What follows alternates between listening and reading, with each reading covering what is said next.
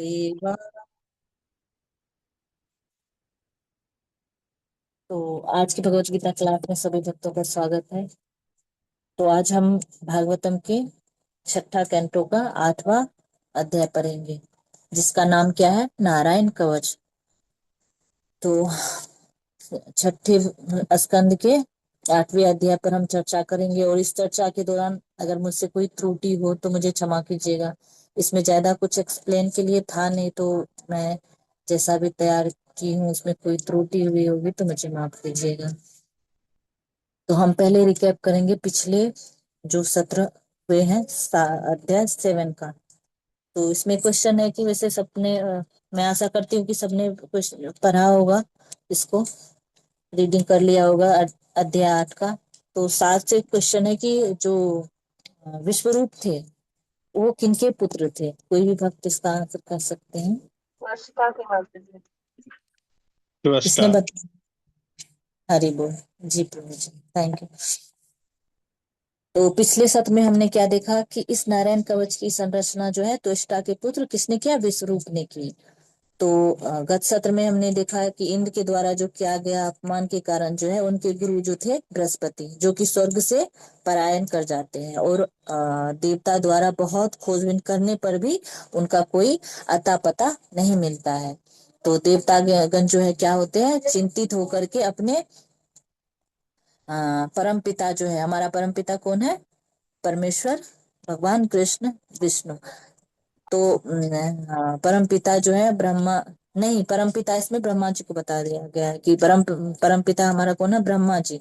उनके पास जाते हैं और इस विकट स्थिति से जो है बाहर निकलने के लिए कोई विकल्प मांगते हैं। जब देवताओं के ऊपर कोई भी विकट आता है, कुछ भी होता है, तो वो सब कहाँ जाते हैं, ब्रह्मा जी के पास जाते हैं। तो फिर ब्रह्मा जी जो है विकल्प के रूप में कहते हैं कि आप जो है क्या कीजिए, त्वष्टा के पुत्र विश्वरूप को अपना पुरोहित बना लीजिए, और उससे जो कार्य होगा पुरोहित वाला, उसका वो निष्पादन कराएंगे। और उसके उपरांत जो है सारे देवतागण क्या मिल करके सब कहाँ मिलते हैं, विश्वरूप के मिलने जाते हैं। जो विश्वरूप है वो उम्र में तो छोटे होते हैं, फिर भी जो है देवता के द्वारा जो प्रस्ताव आता है कि अ, हमारे पुरोहित बनिए, तो उस प्रस्ताव को स्वीकार करते हैं और देवताओं के पुरोहित बन जाते हैं। उस समय देवतागण जो है असुरों द्वारा बहुत ही सताए रह गए रहते हैं। तो असुरों ने उनकी सारी संपत्ति छीन ली होती है। बहुत ही विकट परिस्थिति में रहते हैं देवता। लेकिन विश्वरूप जो है नारायण कवच की संरचना करते हैं, और नारायण कवच जो है इंद्र को बताते हैं, और इंद्र उस नारायण कवच से अपने आप को पुनः सुरक्षित करते हैं, और और अपना राज इत्यादि जो है पुनः असुरों से वो क्या करते हैं, प्राप्त कर लेते हैं। तो आइए हम आज इस नारायण कवच की विवेचना करने का प्रयास करेंगे। तो ये नारायण कवच बहुत ही क्या है, शक्तिशाली है। जो कि जो कोई भी अपनी सुरक्षा या किसी प्रकार से सुरक्षित होना चाहता है, तो वो क्या कर सकते हैं, वो नारायण कवच का पाठ कर सकते हैं। नारायण कवच और भगवान के नाम में जो है कोई अंतर नहीं है। तो जैसे अगर हम सब कर रहे हैं, कोई हरे कृष्ण कृष्ण कृष्ण हरे हरे, हरे राम राम राम कर रहे हैं, का कीर्तन कर रहे हैं, जप कर रहे हैं, तो इसका अर्थ क्या है कि हम भी नारायण कवच का पाठ कर रहे हैं। वो उन्हीं के समान होता है, उनका पाठ अपने आप हो जाएगा, अलग से हमें उनका पाठ करने की जरूरत नहीं है। तो आइए हम आगे बढ़ते हैं इसमें। तो इसकी रूपरेखा हम यहाँ पे देखेंगे कि इसकी रूपरेखा क्या है। अ, 1 से 3 में जो है महाराज परीक्षित द्वारा नारायण कवच जिसके द्वारा इंद्र ने विजय प्राप्त किया उसके बारे में पूछना। सुखदेव गोस्वामी के द्वारा उत्तर। फिर 4 से 11 में है प्रारंभिक विधि, जो अग्नि न्यास है, कर न्यास है, हृदय व अन्य हेतु न्यास, अंगो उपासना। फिर 12 से 19 में भगवान के विभिन्न रूप द्वारा भिन्न भिन्न प्रकारों से रक्षा। फिर 20 से 22 में है दिवस दिवस के विभिन्न भागों में रक्षा। फिर 23 से 26 भगवान के शास्त्रों द्वारा रक्षा। फिर 27 से 34 में भगवान की विभिन्न ऊर्जाओं व विभिन्न गुणों द्वारा रक्षा। फिर 34 34 से 42 में है नारायण कवच का प्रभाव। तो नारायण नारायण कवच का प्रभाव, तो महाराज परीक्षित नारायण कवच के बारे में पूछते हैं। अब 1 से 3 में इस प्रकार है कि इस श्लोक से हमें समझना होगा कि जो महाराज परीक्षित को इस नारायण कवच की जो है कोई जानकर कोई अपना संरक्षण नहीं करना था, वो तो हम सभी जीवों के लिए के लाभार्थ के लिए ये प्रश्न पूछ रहे हैं, जिससे कि हम बद जीव जो है इस नारायण कवच का लाभ उठाएं और हम सभी को इस कवच के बारे में पता चले। तो इस श्लोक में महाराज परीक्षित ये प्रश्न पूछ रहे थे। तो इस श्लोक में, तीसरे श्लोक में बता रहे हैं कि श्लोक में कि इंद्र ने नारायण कवच के बारे में जो है विश्वरूप से पूछा, फिर विश्वरूप इसका निरूपण करते हैं। फिर 4 से 11 में प्रारंभिक विधियां बताई गई है, जो नारायण कवच में क्या क्या विधि होती है। 4, 5, 6 में है के तात्पर्य में बताया गया है कि तो सबने पढ़ा है तो इस, हाँ पढ़ा तो उसको, सबने पढ़ा है। तो इस तरह से नारायण कवच का पाठ करने से पहले हमें क्या करना चाहिए, अपने आप का शुद्धिकरण करना चाहिए। फिर कैसे शुद्धिकरण करना चाहिए, शरीर के विभिन्न, 1 मिनट में आग लगी है, मत, 1 मिनट।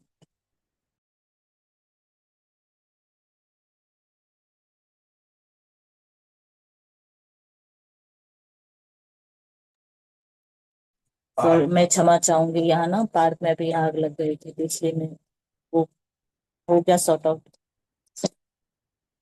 तो अब 4, 5, 6 के तात्पर्य में बताया गया है कि हमें क्या करना चाहिए, अपना शुद्धिकरण करना चाहिए। तो फिर शुद्धिकरण कैसे करना चाहिए, शरीर के विभिन्न अंगों का विभिन्न मंत्र के उच्चारण करके छूना है, और इस फिर उसको ना उल्टे रूप से मंत्र उच्चारण करके शरीर के अंगों की विपरीत दिशा में, उनके विपरीत दिशा में छूना है।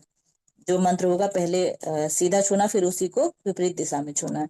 फिर श्लोक 7 में बता रहे हैं कि तब उसे चाहिए कि 12 अक्षरों वाले मंत्र ओम नमो भगवते वासुदेवाय का जप करें, और इस मंत्र के 12 अक्षरों को दाहिने हाथ के की तर्जनी से प्रारंभ करके बाएं हाथ की तर्जनी तक प्रत्येक उंगली के छोर पर प्रत्येक अक्षर का उच्चारण करते हुए शेष जो 4 अक्षर को अंगूठे के पैरों पर रखा जाए।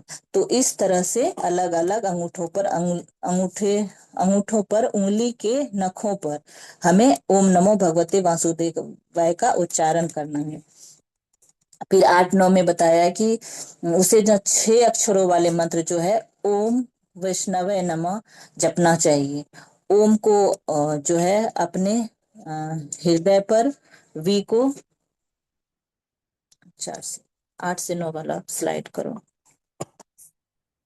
नहीं ये इसी में ठीक था। उसे 6 अक्षरों वाले मंत्र ओम वैष्णवाय नमः जपना चाहिए। उसे ओम को अपने हृदय पर, वी को सिरों भाग पर, स को भुवों के मध्य न को चोटी पर तथा वे को नेत्रों के मध्य रखना चाहिए। तब मंत्र जपकर्ता न अक्षर के अपने समस्त जोरों पर रखे और माँ अक्षर को अस्त्र के रूप में ध्यान करे।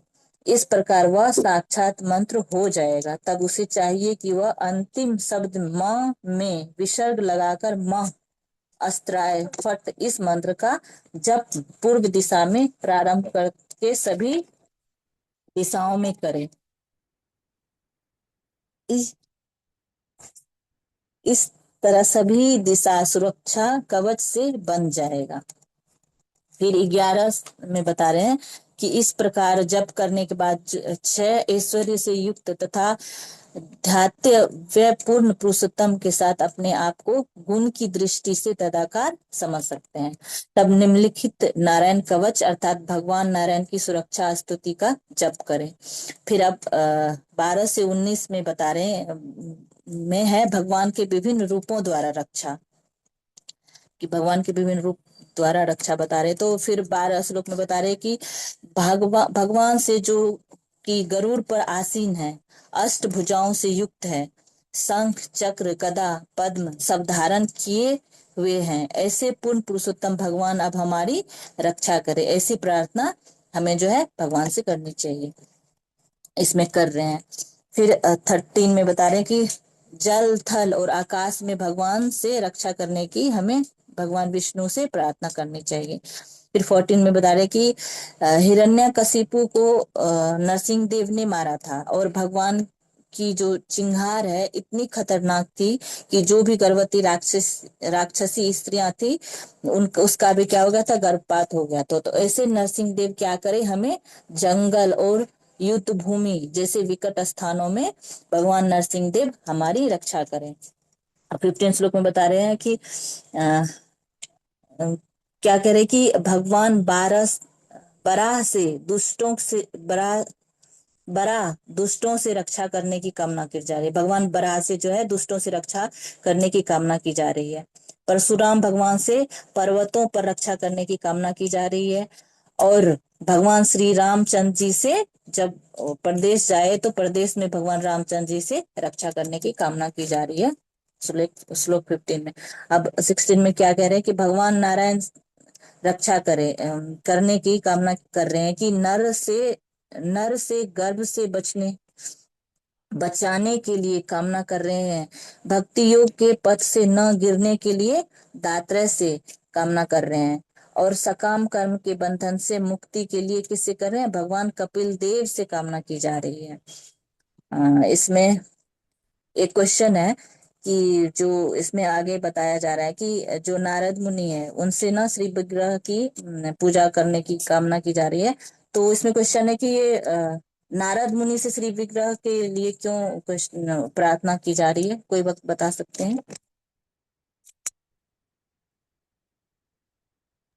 माता जी, नारद मुनि जी ने नारद पंचरात्र जो विधि है पूरी शिविर मतलब अर्चना की विग्रह की वो बताई है इसलिए। हाँ, क्योंकि उनका जो नियम कानून है ना वो नारद मुनि ने ही बनाए हैं, इसलिए इसमें वो नारद मुनि से ये कामना की जा रही है। और एक क्वेश्चन और है कि ये जो सनत कुमार है, चार कुमार है, ये सब कौन से ब्रह्मचारी थे? नैष्टिक ब्रह्मचारी। जी माता जी। बाल थैंक यू माता। ब्रह्मचारी माता जी। नहीं, नैष्टिक ब्रह्मचारी थे ये चारों। तो फिर हम कंटिन्यू करते हैं। थैंक यू माता जी, आपने सही आंसर किया। श्लोक 17 में है कि इसमें क्या कह रहे हैं कि सनत कुमार जो है काम वासनाओं में रक्षा करे। क्यों कह रहे हैं सनत कुमार को? क्योंकि सनत कुमार जो है वो आजीवन ब्रह्मचारी है, नैष्टिक ब्रह्मचारी है।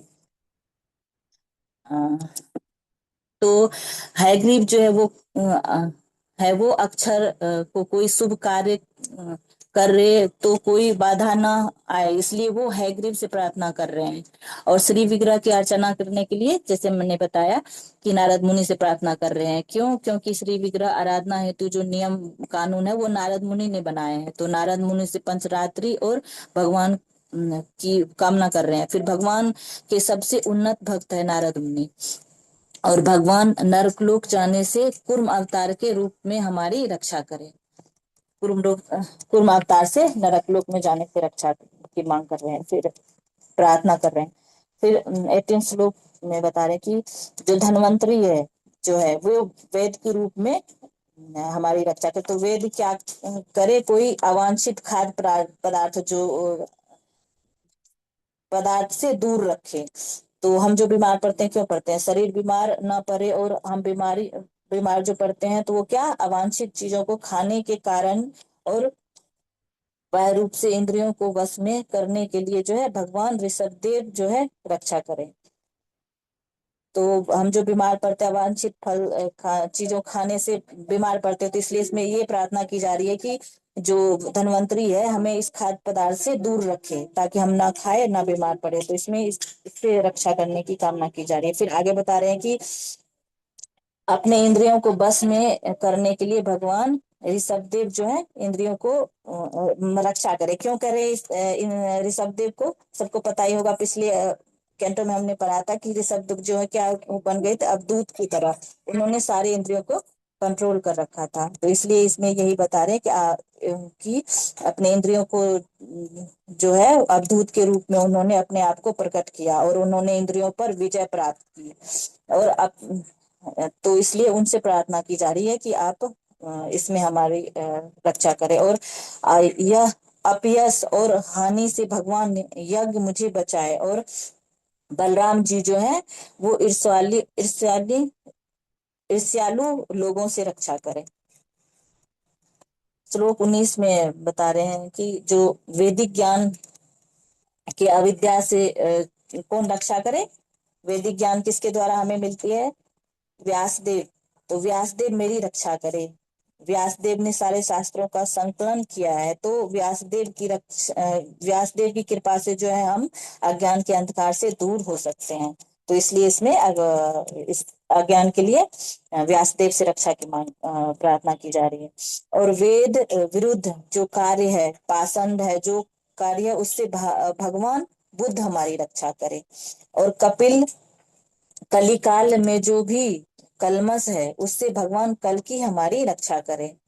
अब 20 से 22 के में दिन के विभिन्न विभिन्न भागों में संरक्षण की कामना की जा रही है। तो 20 में श्लोक 20 बता रहे कि श्लोक में दिन के अलग अलग प्रहरों में रक्षा करने के लिए पहले कौन? भगवान केशव श्री की आराधना कर रहे हैं, और दूसरे में भगवान गोविंद जो बांसुरी धारण करते हैं उनकी आराधना कर रहे हैं, और तीसरे प्रहर में नारायण, और चौथे प्रहर में कौन? विष्णु की आराधना की जा रही है रक्षा के लिए। अब श्लोक 21 में है कि इस श्लोक में क्या कह रहे कि जो भगवान का जो भी धनुष है वो असुरों के लिए क्या है? भयावह है। तो भगवान मधुसूदन क्या करे? पांचवी चरण में हमारी रक्षा करे। और संध्या के समय कौन रक्षा करे? संध्या के समय भगवान माधव जो है त्रिमूर्ति का रूप धारण करके रक्षा करे। और रात्रि के प्रारंभ होने पर भगवान ऋषिकेश मेरी रक्षा करे। और रात्रि के जो दूसरा तीसरा चरण में जो है भगवान पद्मनाभ मेरी रक्षा करे। अब श्लोक 22 में है कि तो जो वक्ष पर श्रीवत्स धारण किए पूर्ण पुरुषोत्तम भगवान जो है वो अर्धरात्रि के पश्चात से लेके कब तक? गुलाबी होने तक उनसे रक्षा करने की कामना कर रहे हैं। और आगे भगवान जनार्दन से जो है रात्रि के समाप्त होने तक, यानी रात्रि के अंतिम 4 घटिकाओं में रक्षा करने की कामना की जा रही है। और भगवान दामोदर जो है बड़े भोर से, तथा भगवान जो विशेश्वर है दिन तथा रात की संधियों के समय जो है मेरी रक्षा करे। इसमें यही कामना की जा रही है। फिर 23 से लेके 26 में भगवान के आयुधों द्वारा रक्षा की चर्चा की गई है। तो श्लोक 23 में क्या बता रहे हैं कि जो भगवान से जो प्रार्थना कर रहे हैं कि भगवान का जो सुदर्शन है वो क्या करे? हमें अपने शत्रुओं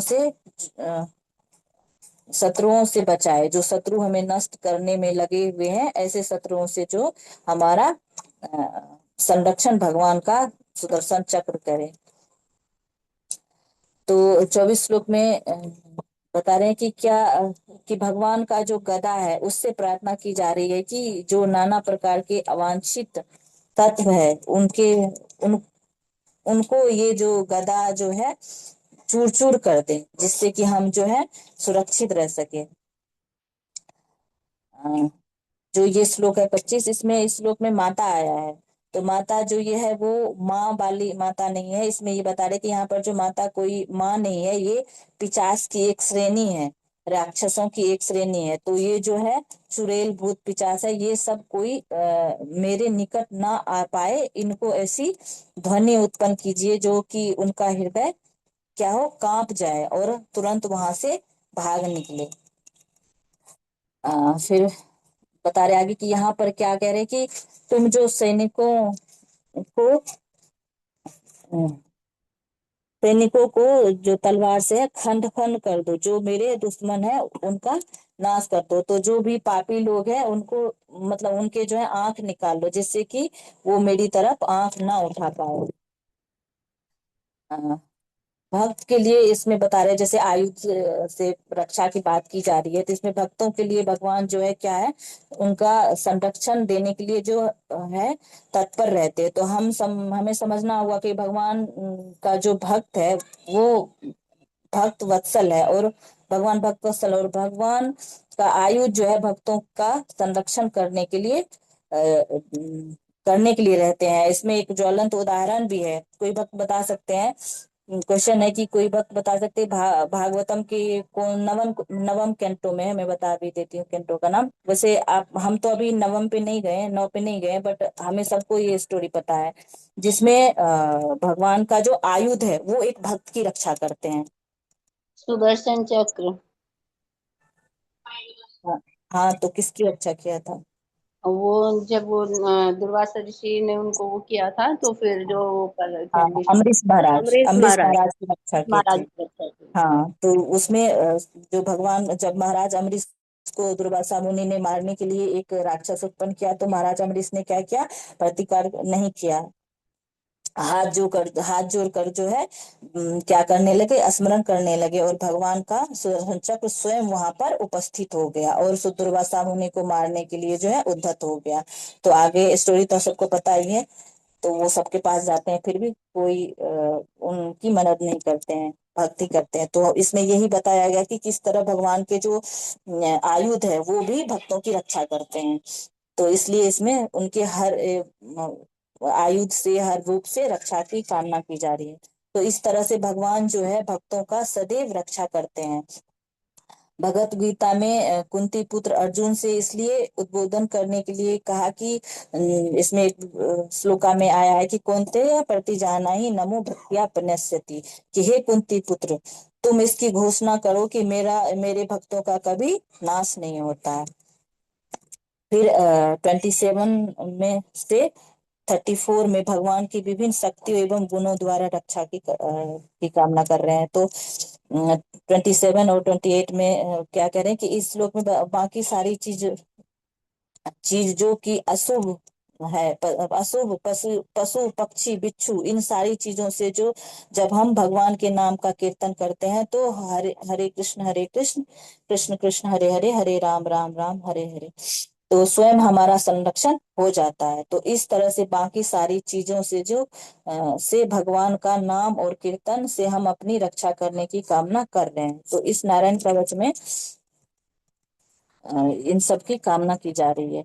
फिर 29 में है कि जो गरुड़ जी से भी गरुड़ जी से भी प्रार्थना की जा रही है कि गरुड़ से भी भयानक चीजों से बचने की प्रार्थना की जा रही है, और भगवान विवस विवक्षेन का जो पवित्र नाम है उससे हमें संकटों से बचने की कामना इसमें की जा रही है। तो जो श्लोक 30 में बता रहे हैं कि जो भगवान का जो पवित्र नाम है वो भगवान के ही समतुल्य है। नाम और नाम में कोई भेद नहीं है। नाम नामकारी बहुधा निज सर्व शक्ति, तो भगवान का नाम जो है भगवान से अभिन्न है।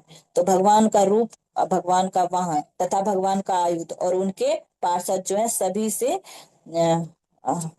से हम अपनी रक्षा करने की प्रार्थना कर रहे हैं। तो सभी प्रकार के जो संकट से रक्षा करने की प्रार्थना यहाँ पे की जा रही है। फिर 31 में भगवान बता रहे हैं कि भक्तों की रक्षा करने के लिए कोई जो है भगवान को किसी किसी चीज की, किसी का आवाहन करने की आवश्यकता नहीं है। भगवान जो है वो सर्वशक्तिमान है। तो सब जगह व्याप्त है, भगवान सर्वशक्तिमान है और सब जगह व्याप्त है। और ऐसे सर्वव्याप्त भगवान के सोचने मात्र से ही क्या होता है, उनके भक्तों के प्राणों की रक्षा वो कर सकते हैं। उनके लिए कोई विषय वस्तु कठिन नहीं है। तो भगवान का स्मरण ही है जो हमें सारे संकटों से बचा सकता है। फिर 32 और 33 में बता रहे हैं कि सारी विपदाओं से रक्षा करने के लिए इसमें भगवान यहाँ पर प्रार्थना कर रहे हैं, जो सारी विपदा है उनसे भी रक्षा करे, तो ऐसी प्रार्थना की जा रही है। अब 34 श्लोक में यहाँ पर प्रहलाद महाराज की रक्षा किसने की थी? तो भगवान नरसिंह देव ने की थी। तो प्रहलाद महाराज को नाना प्रकार के कष्ट दिया गया था, देने का प्रयास किया गया, उन्हें जलाया गया, उन्हें विष दिया गया, पानी में फेंका गया, लेकिन फिर भी भगवान जो है उन्हें बचा लिया। क्यों? क्योंकि प्रहलाद महाराज पूरी तरह से जो है कृष्ण भावना भावित थे। भगवान की चेतना में संपूर्णतया उनकी जो चेतना है वो मिली हुई थी, तो उन्हें कोई कष्ट नहीं सता रही थी। क्यों नहीं सता रही थी? क्योंकि भगवान स्वयं उनका सारे जगहों जो है संरक्षण, सारे जगह संरक्षण कर रहे थे। तो ऐसे भगवान नरसिंह देव से सुरक्षा की इसमें यहाँ पर प्रार्थना की जा रही है। अब नारायण कवच की महिमा के बारे में बताया गया है 35 में, कि इस श्लोक में बता रहे हैं कि ये जो कवच है, मंत्र है, ये कोई मतलब में धागा नहीं है। मंत्रों के द्वारा ये क्या करता है, पूरे एक व्यक्ति की सभी प्रकार से, चारों दिशाओं से जितनी भी दिशाएं हैं, ऊपर नीचे अंदर बाहर, जल स्थल वायु आकाश, हर जगह जो क्या कर रहे हैं, संरक्षण करने की इस मंत्र में शक्ति है। क्योंकि इसमें विभिन्न विभिन्न जो भगवान के अवतार का आवाहन किया जाता है और उनसे सुरक्षा की कामना की जाती है। क्योंकि इंद्र को विश्व रूप ने बताया कि आप इस कवच को धारण करेंगे तो आपका विजय जो है वो निश्चित है। क्यों? क्योंकि भगवान स्वयं विभिन्न रूपों में आपका संरक्षण कर रहे होंगे। तो फिर श्लोक 30 में बता रहे हैं कि ये नारायण कवच जिसने भी धारण कर रखा है, अगर वो किसी को भी स्पर्श करे, किसी को अपने पैरों से छू दे, तो वो व्यक्ति उस वो व्यक्ति उसके ऊपर जो है कितने से कितना बड़ा कठिन उस पर संकट क्यों ना हो, वो क्या होता है, मुक्त हो जाता है। तो इस नारायण कवच का खासियत यही है। श्लोक 37 में बता रहे हैं कि नारायण कवच क्या है, सुरक्षा सूक्ष्म ज्ञान से युक्त है, और इस स्रोत का जो है प्रयोग जो करेगा वो सरकार, लुटेरे, दुष्ट असुर, किसी भी प्रकार का रोग जो है उन्हें नहीं सताएगा। वो कुछ नहीं सताएगा, तो वो निरोगी हो जाएगा। अब 38 में बता रहे हैं कि प्राचीन काल में जो है एक कौशिक नाम का एक ब्राह्मण था, उसने इस कवच का जो क्या किया था, धारण किया था, और धारण करके वो मरुभूमि में जाकर के उसने क्या किया, अपना शरीर त्याग दिया। फिर अगले श्लोक में राजा चित्ररथ जो है अपने विमान पर अनेक मतलब में सुंदरियों से घिरे हुए उस स्थान के ऊपर से निकला जहां वो ब्राह्मण मरा था और उनका मृत शरीर पड़ा था। तो अगले श्लोक में बता रहे कि जो वाल्खिल ऋषि ने बताया कि जब वो मरुभूमि में उसने अपना प्राण त्याग दिया, तो चित्ररथ जो वहां से जा रहा था, तो वो उसके प्रभाव से क्या हुआ, जहाँ पे वो मरे थे उन गिर पड़े रथ से। और बाल्किल ऋषि ने उन्हें ऐसा आदेश दिया था कि वो जो ब्राह्मण है उसकी अस्थि उसे सरस्वती नदी में प्रवाहित कर दे। अब श्लोक 41 में श्री सुखदेव गोस्वामी ने कहा है कि महाराज परीक्षित, जो कोई इस कवच का उपयोग करता है अथवा इसके विषय में श्रद्धा तथा सम्मान पूर्वक श्रवण करता है, वह भौतिक संसार की स्थितियों से उत्पन्न समस्त प्रकार की भयों से तुरंत उसको क्या होता है, वो मुक्त हो जाता है और सभी जीवों द्वारा वो पूजा जाता है। तो ये इसका श्रुति फल है। लास्ट श्लोक है हमारा, 100 यज्ञ को पूर्ण करने वाला राजा इंद्र ने इस रक्षा स्रोत को विश्व रूप से प्राप्त किया। असुरों को जीत लेने के बाद उसने तीनों लोगों के सभी ऐश्वर्य का भोग किया। तो इस प्रकार जो हमारा छठे स्कंद के अंतर्गत भगवान नारायण कवच नामक 8वें अध्याय के भक्ति वेदांत जो है वो पूर्ण हुए। हरे कृष्ण। अगर हमसे